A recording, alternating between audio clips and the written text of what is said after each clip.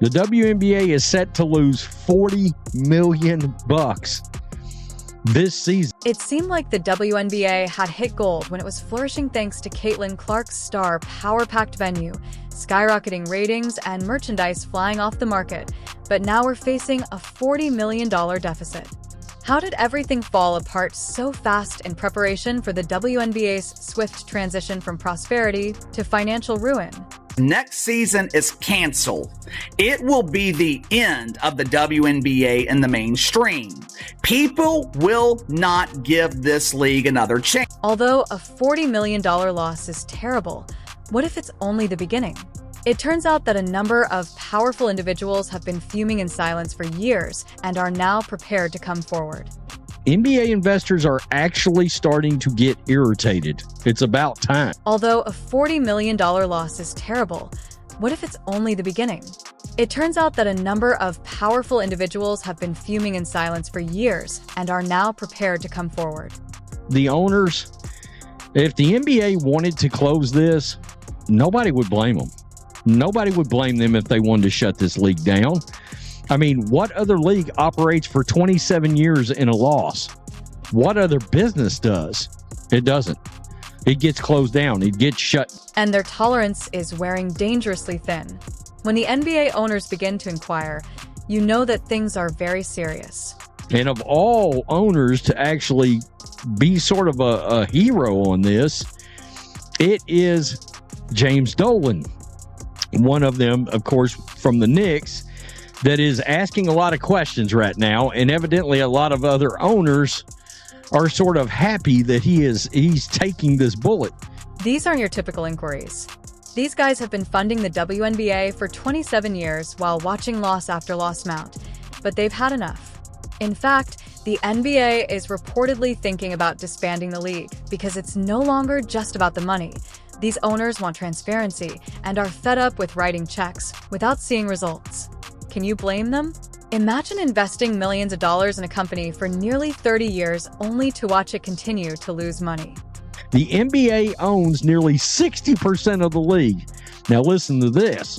When one combines the NBA owners' personal stakes in WNBA teams and the WNBA itself, the amount rises to 75% of the league ownership is tied to the WNBA, to the NBA for the league. And who is spearheading this effort? None other than James Dolan, the owner of the New York Knicks, is now requesting answers from NBA Commissioner Adam Silver. Talk about a plot twist, but this is where things get really crazy. Other owners are calling Dolan their hero for speaking up. When was the last time someone called Dolan a hero? Oh wait, it seems like we've entered a parallel universe where Dolan is the good guy, but hey, stranger things have happened in the sports world, right? The NBA team owners have invested hundreds of millions into the WNBA since 1996, per sources. Quote, the WNBA owes the NBA so much we won't see any windfall for years, a team executive told the Post. So it's going to be years, even with this broadcast, this new media rights deal, before anybody sees. Okay, but how much stake does the NBA really have in all this? While hold on to your seats is probably what you're wondering right now. The worst part is that the NBA owns 75% of the WNBA, which is not a typical 75%. As a result, the NBA suffers greatly when the WNBA loses. Millions of dollars are taken out of NBA coffers annually. Before anybody sees any money. Starting in the 2026 season, the WNBA will get up to a $2.2 billion over 11 years media right contract. The WNBA isn't just a business. It's a symbol of progress in sports. So why are these NBA owners suddenly so upset about the WNBA's finances? It's simple. They're seeing their investment go up in smoke. One anonymous team executive put it bluntly. The WNBA owes the NBA so much. That's not just frustration talking. Now, you might be thinking, can't they just shut it down, cut their losses, and move on? Well, it's not that simple. The WNBA is about to enter a whole new ballgame, and the rules are changing faster than you can say buzzer beat. Are you prepared for this? The league's future is hanging by a thread, and you won't believe what's about to fall apart. That means likely at least $100 million annual increase from what the WNBA currently makes from national media contracts, which is about $60 million. The WNBA is also set to expand its regular season and playoff schedule to generate more revenue. With the potential value of the league's next media rights agreement more than 36 times its present arrangement, the WNBA's future is knocking on the door with a $2.2 billion check. This is a major shift for the league, not simply a minor hiccup. But the players are expected to opt out of the CBA by November 1 deadline.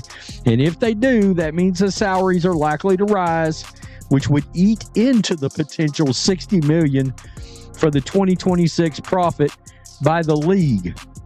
The $100 million in television revenue, turning the projected $40 million loss into a $60 million gain.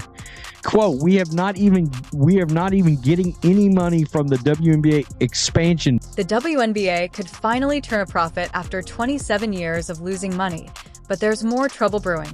If the players opt out of their current collective bargaining agreement by November 1st, it could send shockwaves through the league's finances because they will push for higher salaries, potentially turning the current losses into an even bigger financial nightmare.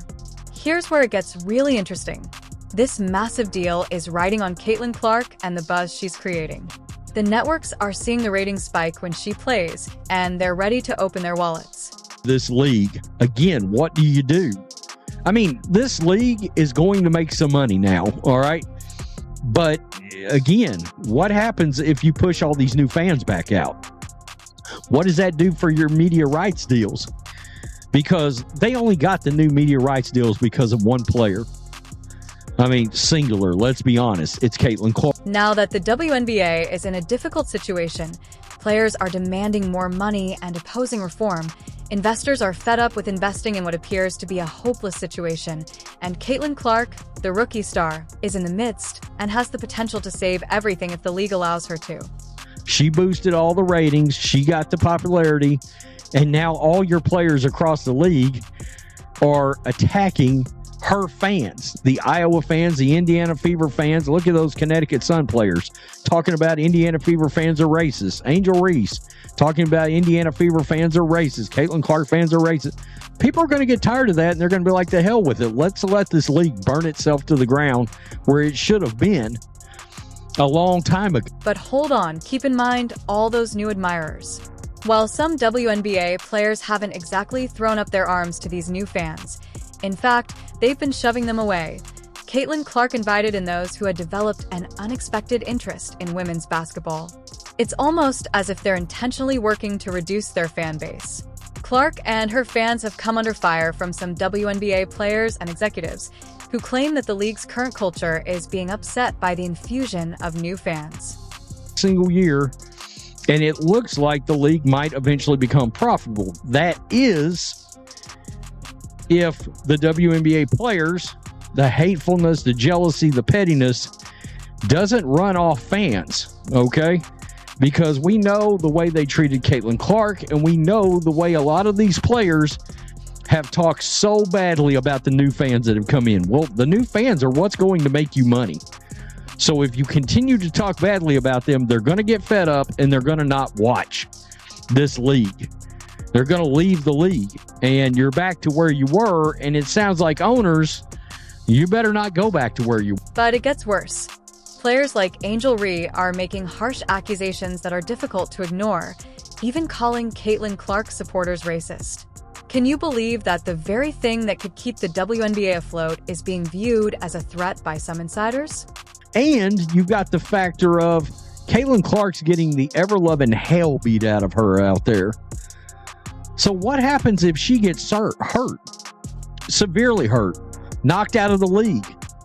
Again, we were one eye poke away from a career being potentially a wrap right after it started. The WNBA is at a turning point in its history, and Caitlin Clark, a superstar, is attracting thousands of fans with her extraordinary talent and charisma. Clark is the type of player who might take the league to new heights, drawing more attention, revenue, and viewers. The WNBA has a fantastic chance to capitalize on her star power and expand her fan base. Frankly, Caitlin Clark fans are getting pissed over it. They're getting tired of it. you know? And again, all these new fans, a lot of them, like us in this house, that are actual families, a nuclear family, a traditional family unit, we don't want to see her get the crap beat out of her on the court. That's not a good look for our kids to be watching. We don't want to see that. However, some league members appear to be pushing back against Clark rather than totally supporting her. In fact, there has been a discernible pattern of bullying towards her, which is driving away supporters. The WNBA has seen record-breaking numbers this season in viewership, ticket sales, merch sales, and just overall growth of the league. Once merely a minor blip on the sports radar, the WNBA is now well known because to one player, Caitlin Clark, who burst onto the scene like a basketball supernova. Another chart that says the yearly league attendance by team. So if we look at this chart for the 2024 season, the Indiana Fever are pretty much blowing out every other team. They are averaging almost 16,000 per 39 games. So this is taking into consideration not only the Indiana Fever home games, but also when they are on the road. Their lowest attendance was around 6,000 people. And if you look at the rest of the league, everybody else is around 3,000 for their lowest. Their highest attendance is 2,366. All of a sudden, women's basketball was the talk of the town, and the WNBA at last got the attention it had long craved. These numbers are crazy. Do you know what kind of money these numbers are going to turn into? Like, this is how you grow the league. This attendance is crazy. Let's discuss what Clark did to change the situation. We're not merely discussing a slight increase in interest here. Rather, we're discussing a complete revolution. TV ratings were crammed into arenas that formerly echoed with emptiness. Not only were they excellent, but they were also smashing sales records everywhere. If you tried to get your hands on a Caitlin Clark jersey, they would sell out faster than hotcakes at a county fair. Cheap seats going for $100, that is a sign of progress. The most expensive seats to see Caitlin Clark were selling for over $4,000. When she played Angel Reese in the regular season, average ticket was selling for $300. However, this is where things get very juicy. In addition to being well-liked, the WNBA was making a ton of money for a league that had been having trouble making ends meet. It was like oil in your backyard. You may be asking yourself, well, but how much of a difference could one player really make? Actually, more than you'd ever believe. It's what she does.